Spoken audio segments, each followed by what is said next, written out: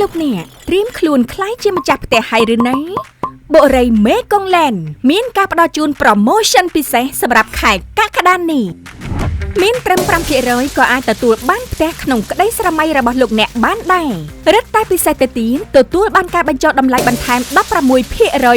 ភ្លាមផ្ដល់ជូនទូរទស្សន៍ទូទឹកកកនិងម៉ាស៊ីនត្រជាក់ជាច្រើនគ្រឿង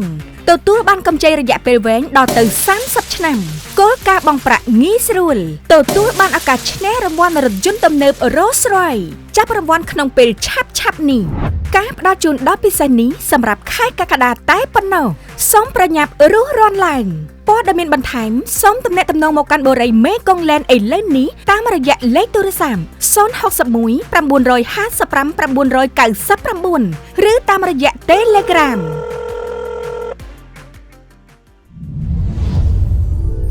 បុរីមេកុងឡែនផ្ដើមជីវិតរីករាយនិងជោគជ័យនៅទីនេះ